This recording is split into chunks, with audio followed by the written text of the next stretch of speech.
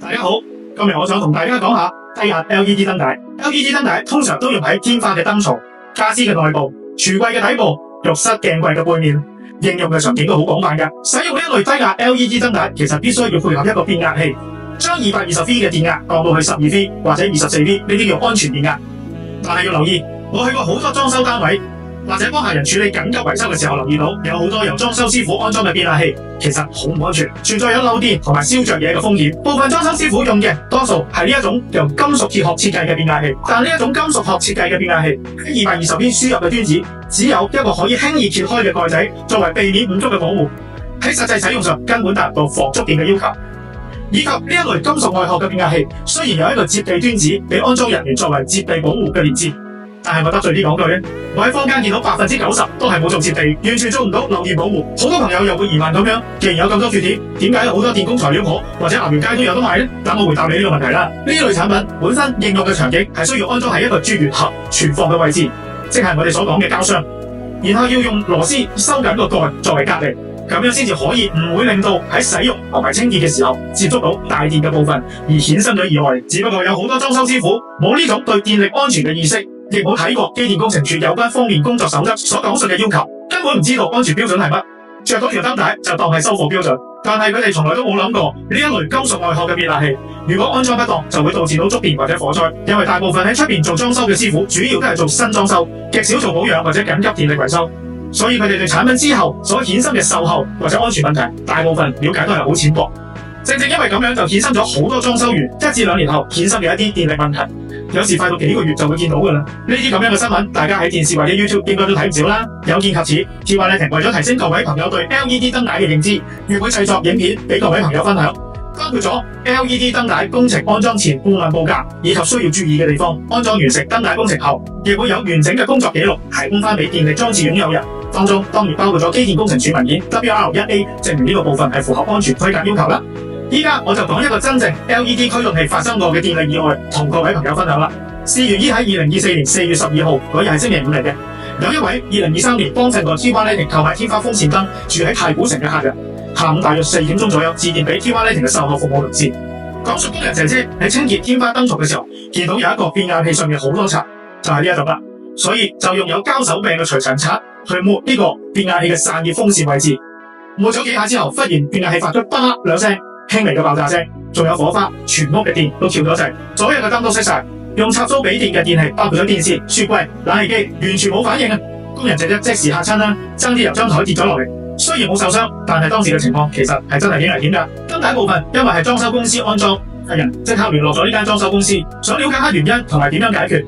得到嘅回覆就係裝修單位已經交咗場成年㗎啦，因為當時嘅電工亦係外判嘅，裝修公司都話揾唔到嗰個師傅，建議客人自己去揾翻電工上門檢查。就喺呢個時候，客人睇到 TY Lighting 嘅天花風扇燈，諗起 TY Lighting 係機電工程署嘅註冊電業承辦商，又有註冊持牌電工，咁就即刻打俾我哋嘅售後服務同事講述以上嘅情況。我呢位同事了解咗情況之後，就立即安排咗註冊持牌電工上門幫客人先處理燈帶部分，供電位置隔離斷電，隔離咗之後再幫客人將屋企嘅配電箱裏面控制其他電器嘅 MCB 打翻起佢，等客人可以即時用翻晒啲電器先。之後現場再檢查，原來係因為剛才呢個金屬外殼嘅變壓器接線嘅位置並唔穩固，喺清潔嗰下火線同埋中正線直接接觸到，產生嘅瞬間故障電流達到咗觸發 C10 MCB 5至10倍嘅電流，即係50A 至到100A 之間嘅故障電流，連屋企家中嘅63A 總 MCB 都即時跳咗，所以先導致全屋都斷晒電。至於點解會跳掣，跳掣嘅目的係啲乜嘢，就唔喺呢度長篇大論講啦。科技依家咁發達，大家可以問下 AI， 一樣可以答到你。當然亦歡迎你嚟到我哋灣仔門市，我一樣可以解答到你。所以各位朋友，避免因小失大，記得要購買符合香港機電工程署認可合規格嘅電器產品。唔好以為將個插頭由2腳改做3腳就安全，中間其實仲有好多需要注意嘅地方。就算網購嘅產品有幾平都好，只要發生一次電力意外喺屋企，你就會知道乜嘢叫做得不償失啦。至於固定電力裝置，包括咗天花燈具、天花風扇燈、燈掣、燈帶等等，只要唔係由插蘇作為供電系統嘅電器，都統稱為固定電力裝置。記得要僱用翻註冊電業承辦商委任嘅註冊持牌電工去處理，完成後梗係要提供翻機電工程署文件 WR1 或者 WR1A 完工證明書，證明呢個裝置符合安全，咁樣先至係對你嘅最大保障。所以 TY Lighting做燈帶工程嘅時候，一定會用符合歐盟 CE 安全規格嘅 LED 變壓驅動器以及燈帶。就好似我手上面呢一款咁樣，呢一款係雙絕緣嘅設計，有歐盟嘅 CE 認證，所有嘅接線端子位置都有絕緣物料隔離，以及用固定嘅螺絲收緊，確保安全啦。咁就避免咗有觸電或者火災嘅風險啦。講咗咁耐，依家即刻同各位去睇下 TY Lighting 嘅團隊喺跑馬地樂趣台幫一位舊客戶解決佢屋企櫥櫃 LED 燈帶不能正常運作嘅問題，包括咗初嘅 LED 燈帶閃動，之後開始聽到吱吱聲，然後就完全着唔到啦。因為呢一組燈帶係做櫥櫃嘅公司當年度身訂做嘅，每一分每一寸都做得好仔細，所以就必須要上門做顧問報價服務，先至可以精準地咁樣回覆到客人嘅報價內容，以及要俾客人知道做完之後係乜嘢效果，避免發生類似出邊嗰啲公司乜都應承你，做到某個位又話要呢樣加錢嗰樣加錢，用平價招攬入手之後再出茅招，增添額外嘅隱形收費。講咗咁耐，即刻去片睇下個工作過程係做啲乜，即刻去片啦，各位朋友。咦，咁早我同我嘅小綿羊喺邊度啊？呢度係跑馬地嘅樂趣台啊！今日咧幫客人做一個家居燈飾嘅顧問設計，同埋一個櫥櫃燈帶嘅顧問設計服務。即刻帶各位去睇下個過程係點㗎啦！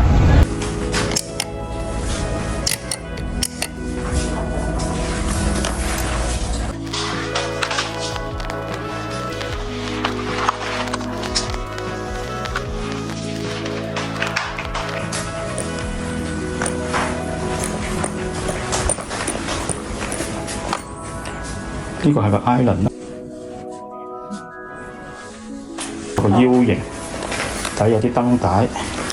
依家咧佢就熄咗，咁就做翻個方案。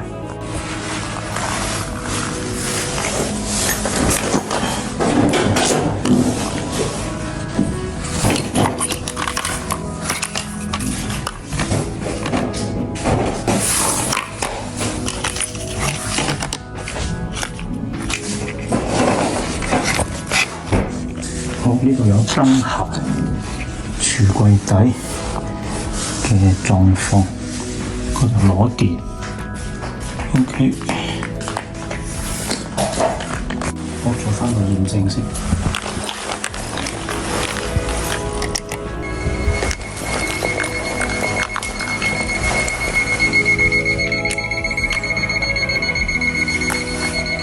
呢度有電嘅。呢個櫥櫃底乾爽嘅，呢度有個洗碗碟機、星盤，冇漏水呢度。呢個係櫥櫃公司做嗰條嚟嘅。OK， 用雙面膠黐嘅啦。咁呢度入邊咧就有個鈪，呢度有個鈪。好，啱度下個鈪係幾多？頭氣咧就喺呢度入嘅，之後咧就喺呢度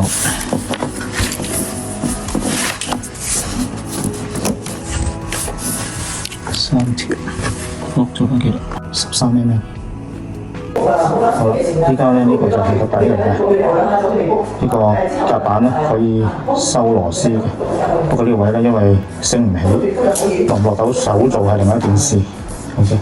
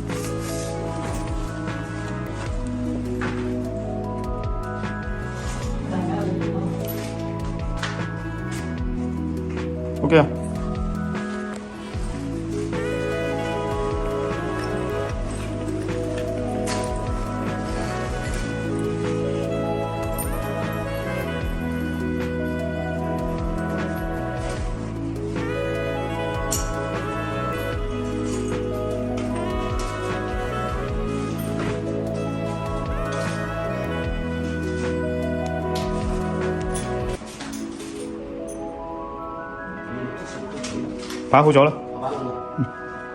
各位朋友，剛才啱啱睇完燈帶顧問同埋安裝完成後嘅工作記錄。TY Lighting根據同客人溝通嘅需求以及現場實際環境許可嘅情況之下，TY Lighting建議客人使用防水係數 IP44嘅低壓 24V 嘅 LED 燈帶，再配合埋遙控器可以調節光度、調節色溫嘅 LED 驅動器，迎合客人喺唔同場景對燈帶以及光度同埋色溫嘅要求。安裝完成後，亦會提供翻2年嘅原廠零件，當然亦包括咗2年免費註冊持牌電工，上門有埋1換1嘅保養服務，仲有不限次數。只要係人為損毀、未經授權嘅裝拆改裝，都喺保養範圍之內，咁樣先至叫保養嘛。點解我咁講？因為好多客人同我講，喺出面部分公司購買咗產品，然後部分公司安排咗外判嘅師傅嚟安裝，係咪註冊持牌電工？我哋就冇深究啦。試過好多產品喺保養期內需要維修，賣產品俾客人嗰間公司，因為都係將安裝呢部分嘅服務外判出去，所以只可以提供到零件保養。客人如果需要上門檢查維修，都需要次次俾錢，咁就對客人嚟講冇乜保障啦。點解呢啲公司喺銷售嘅時候唔清清楚楚同客人講明保養嘅細節呢？所以各位朋友想買到合乎安全規格嘅產品，